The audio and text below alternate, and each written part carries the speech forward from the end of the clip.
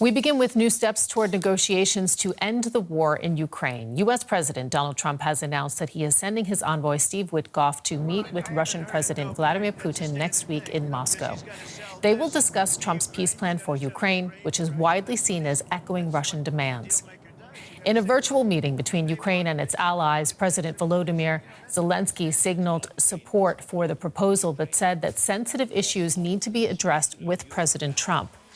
Now, despite talks progressing, Russia launched a massive drone assault in Ukraine's southern city of Zaporizhzhia, injuring dozens. Authorities say that more than 30 apartment blocks were damaged. Let's bring in Nick Connolly in Kyiv and Rosie Burchard, who's standing by from Brussels. Nick, I'll begin with you. Trump says that he has instructed his special envoy, Witkoff, to travel to Moscow. This initial peace plan draft was largely seen as favoring Putin's demands. What does Ukraine expect now? Well, I think Ukraine is deeply suspicious of Steve Witkoff. All along, it has been clear from Ukraine's perspective that this is someone who is very much interested in normalization of relations with Russia, come what may, that he doesn't really care about Ukraine's red lines, isn't very good on the detail. And now, overnight, we've had reporting from Bloomberg. They say that they received a recording of a call between Witkoff and his Russian equivalent, Yuri Ushakov, and there was basically nothing very unexpected there, but it is full of flattery on both sides. It's lots of Witkoff telling the Russians how to play Trump, basically how to, tell him what he wants to hear, how to get the calls in before Zelensky manages to do so. I think that's not surprising, but I think from a Ukrainian perspective, it is still very fascinating to actually see those kind of suspicions about Witkoff confirmed that way, if these recordings turn out actually to be true. And I think it's also really interesting to think about who leaked that. Would that have been US intelligence community, people who are skeptical about Witkoff and what he's doing within the US, or Ukraine's European allies? That is all still unclear, but there is a lot of worry here in Ukraine today about what Witkoff might try and sign off on in Moscow without asking Ukraine.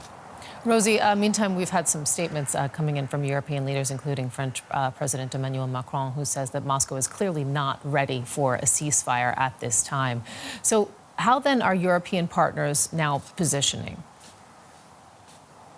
Well, Europeans have always said that it should be in Ukraine's hands to decide the terms for any future deal about its future security. And of course, the security of Ukraine is very much seen as the security of the European continent. So Europeans are quite simply hoping for a deal which would not imperil the safety of and how safe Europeans can feel in their beds in future. So they're looking to see a deal that would include some real meaningful concessions from Russia. One of the criticisms from the start here, of course, Russia started this war, and European leaders have long said, well, Russia is the one which could end it. So they're hoping really to see a deal that would reflect that. And of course, secondary to that, a backup plan that would include a clear backup from the United States, because European leaders don't trust Russia in general, and they want to make sure that there would be some sort of clear US security guarantee. This is something which feels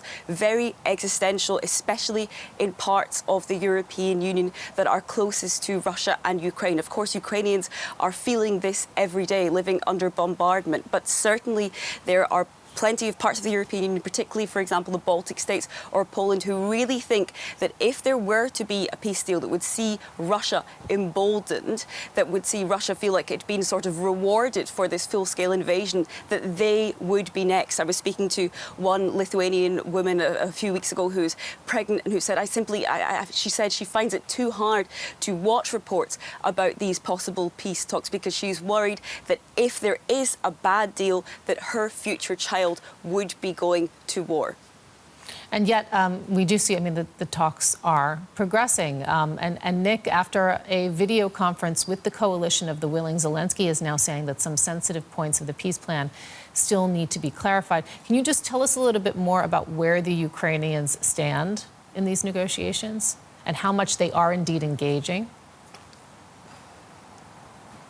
I think overall the Ukrainians need to play along with this. They need to prove to the Trump White House that they are willing to do a deal. obviously with their red lines, but they can't be seen to be, the ones that this is going to fail because of. So that is all about the blame game. The Russians, from Ukraine's perspective, want to carry on fighting, but would obviously like it if Trump blames Ukraine for his peace efforts failing.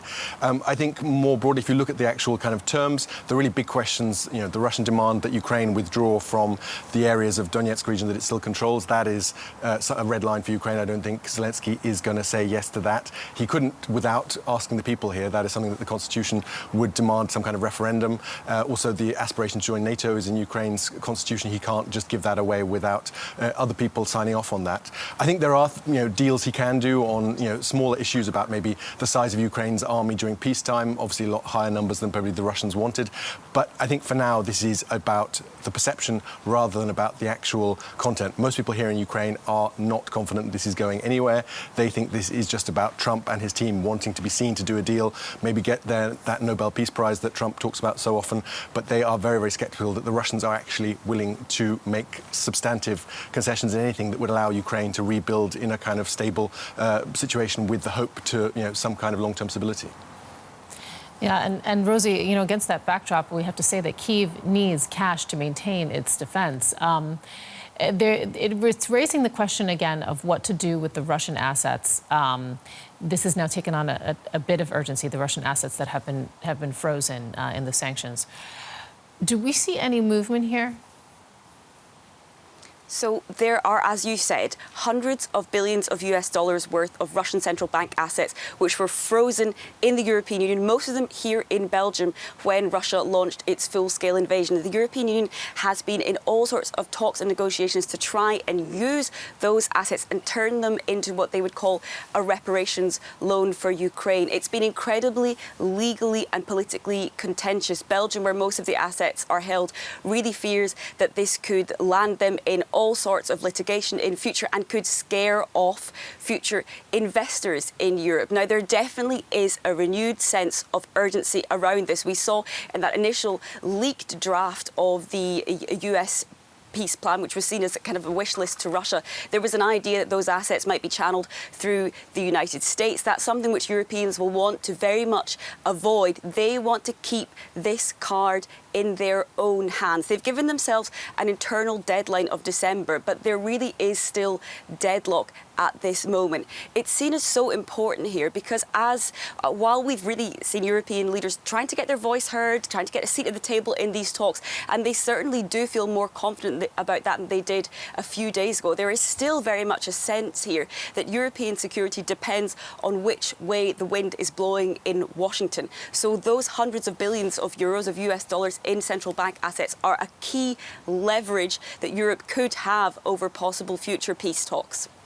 Nick Connolly in Kyiv, Rosie Burchard there for us in Brussels. Thank you so much.